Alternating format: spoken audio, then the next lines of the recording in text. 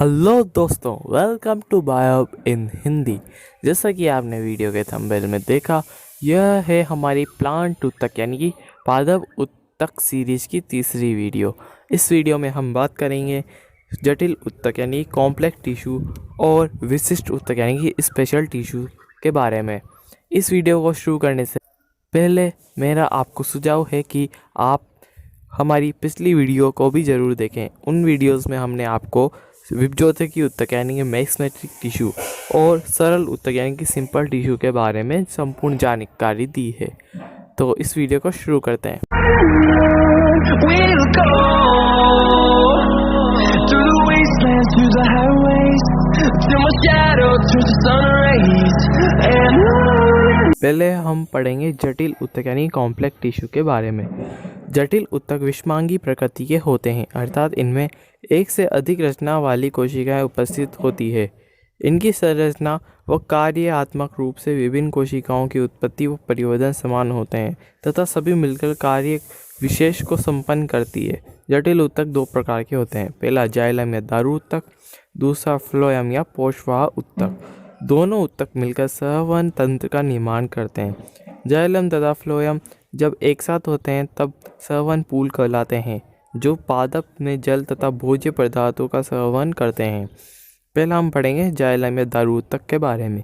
इसका प्रमुख कार्य मूल द्वारा अवशोषित जल तथा खनिज लवणों को पौधे के विभिन्न भागों तक पहुंचाना। इसके अतिरिक्त यह पादप को यांत्रिक दृढ़ता भी प्रदान करता है। जाइलम उत्तक की चार प्रमुख घटक कोशिकाएं हैं। पहला वाहिनिकाएं, वाहिकाएं, काष्ठ मर्दूतक और काष्ठ रेशे।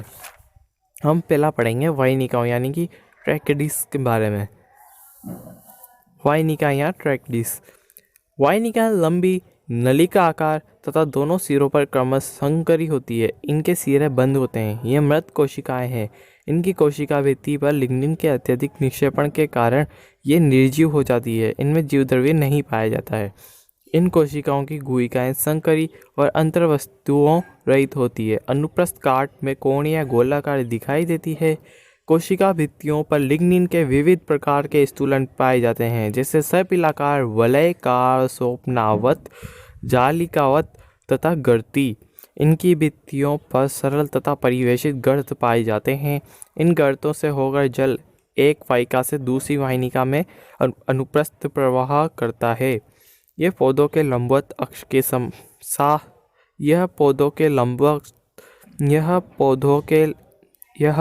पौधे के लंबवत अक्ष के साथ समांतर व्यवस्थित रहती है। यह आवर्त बीजी, अनावर्त बीजी, टेरिडोफाइटस अथवा सभी संवहनी पादपों में पाई जाती है। वाहिनिका यानी कि वेसल्स। यह अपेक्षाकृत चौड़ी बेलन के आकार की नली के समान होती है। यह लंबी नलिका कई वाहिका कोशिकाओं के संयुक्त होने से बनती है। ये कोशिकाएं एक के ऊपर एक विन्यासित रहती है तथा इनकी अनुप्रस्थ भित्ति के घुल जाने से एक लंबी बेलनाकार संरचना बनती है। विवाहिका पर वाहिनिकाओं के समान स्थूलन पाए जाते हैं। वाहिकाओं का व्यास वाहिनिकाओं की अपेक्षा अधिक होता है, अर्थात ये अधिक चौड़ी होती है। दो वाहिका कोशिकाओं के मिलने के स्थान पर एक बड़े छिद्र वाली या छोटे छोटे छिद्रों वाली प्लेट उपस्थित होती है, जिसके व लवण का दक्षता से ऊपर की ओर संवहन होता है। यह मृत तथा जीव द्रव्यहीन होती है। बेलनाकार वाहिका के भीतर एक बड़ी गुहिका उपस्थित होती है। अनावर्त बीजी व टेरिडोफाइटस में वाहिकाएं नहीं पाई जाती है। यह पौधे के लंबवत अक्ष के साथ समांतर व्यवस्थित रहती है। जल संवहन के अतिरिक्त वाहिकाएं लिग्नीकृत होने के कारण पादपों को यांत्रिक बल भी प्रदान करती है। अब हम पढ़ेंगे जाइलम मर्दूतक या काष्ठ मर्दूतक।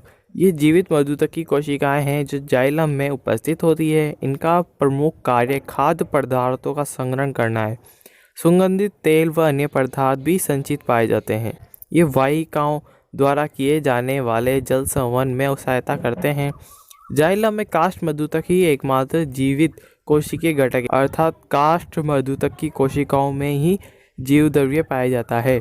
जाइलम रेशे या काष्ठ रेशे। जाइलम में पाए जाने वाले द्रवतक रेशों को काष्ठ तंतु या रेशे कहते हैं। इनकी कोशिका भित्ति मोटी व सरल गढ़ती होती है। ये तंतु लंबे, पतले, निर्जीव तथा सिरों पर क्रमशः नुकीले या संकरे होते हैं। कोशिका गुहा लिग्निन के निक्षेपण के कारण समाप्त हो जाती है पादप को यांत्रिक बल प्रदान करते हैं। फ्लोएम या पोषवाह ऊतक, इस ऊतक का प्रमुख कार्य तरल कार्बनिक खाद्य पदार्थों का अधोमुखी संवहन करना है। जाइलम से संबंध पाया जाता है। इस ऊतक को बास्ट भी कहते हैं। जाइलम की भांति फ्लोएम भी 4 प्रकार की कोशिकाओं से मिलकर बनता है। चालनी नलिकाएं, सहकोशिकाएं, फ्लोएम मर्दूतक तथा फ्लोएम रेशे इसकी वो 4 कोशिकाएं हैं। पहली क्या है? चालनी नलिकाएं। चालनी नलिकाएं, कई चालनी कोशिकाएं एक के ऊपर एक क्रम से लगी रहती है। इन कोशिकाओं की अनुप्रस्थ कोशिका भित्तियां घुलकर छिद्रित चालनी पट्टिकाओं का निर्माण करती है। अनुप्रस्थ कोशिका भित्तियों के घुलने से चालनी नलिका बनती है। चालनी नलिका की कोशिकाएं लंबी, चौड़ी, अधिक व्यास वाली, पतली भित्ति की कोमल व सजीव होती है। चालनी नलिका की कोशिकाएं लंबी, चौड़ी, अधिक व्यास वाली, पतली भित्ति की कोमल व सजीव होती है। चालनी पट्टिकाएं तिरछी होती है। परिपक्व चालनी नलिका की कोशिकाओं में केंद्रक नहीं पाया जाता है, लेकिन कोशिका द्रव्य होता है। केंद्रीय भाग में बड़ी रिक्तिका तथा इसके चारों ओर कोशिका द्रव्य पाया जाता है। परिपक्व अवस्था में इनकी कार्यकीय क्रियाओं को सहकोशिका का केंद्रक नियंत्रित करता है। कोशिका द्रव्य छिद्रित चालनी पट्ट से होकर एक से दूसरी कोशिका में आता जाता रहता है तथा इसी प्रकार घुलित तरल खाद्य पदार्थों का अनुप्रस्थ संवहन करता है। सर्दी के समय चालनी पट्टिकाओं पर केलोस नामक कार्बोहाइड्रेट यौगिक जम जाता है। इसे केलोस प्लग कहते हैं, क्योंकि यह चालनी नलिकाओं के प्रवाही कार्यों को बहुत कम या बंद कर देता है, जिसे चालनी नलिकाएं निष्क्रिय हो जाती है। यह स्टार पॉइंट है, इसे नोट जरूर करिए। केलोस का संश्लेषण व विघटन करने वाले एंजाइम चालनी कोशिकाओं के कोशिका द्रव्य में ही उपस्थित होते हैं। वसंत ऋतु में यह केलोस विघटित हो जाता है तथा चालनी छिद्र खुल जाते हैं, जिससे चालनी नलिकाएं पूर्ण अपना कार्य प्रारंभ कर देती है। जिन चालनी नलिकाओं में स्थायी केलोस की परत जम जाती है, वे स्थायी तौर पर निष्क्रिय हो जाते हैं। अनावर्त बीजियों व टेरिडोफाइट्स में चालनी नलिकाएं अनुपस्थित होती है। इनके स्थान पर चालनी कोशिकाएं पाई जाती है। इन कोशिकाओं की पार्श्व भित्तियों पर असंगठित चालनी क्षेत्र पाए जाते हैं। अब हम पढ़ेंगे सहकोशिका यानी कि कॉम्पेनियन सेल्स के बारे में। चालनी नलिका व सहकोशिका एक ही विभज्योतक कोशिका के विभाजन द्वारा बनती है। ये दोनों अपने उद्गम, ओरिजिन तथा स्थिति, पोजीशन व कार्य में घनिष्ठ रूप से संबंध होते हैं।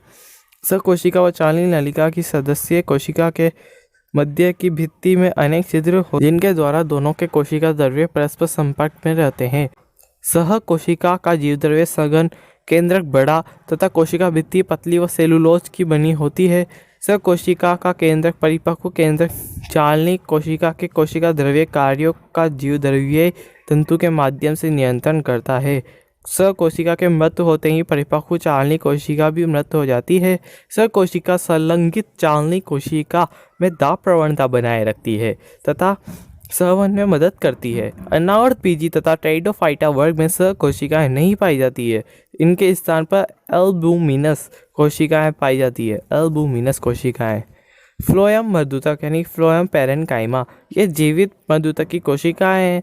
ये चालनी नलिकाओं के बीच बीच में मिलती है। फ्लोएम मर्दूतक में अनेक प्रकार के क्रिस्टल, श्लेष्मीय पदार्थ तथा टेनिन आदि होते हैं।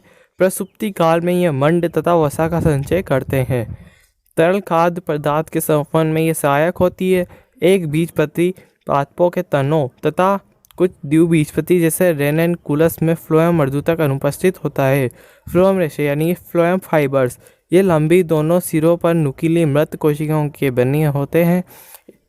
इनकी भित्ति मोटी व लिग्निन युक्त होती है, जिस पर अनेक सरल गर्त पाए जाते हैं।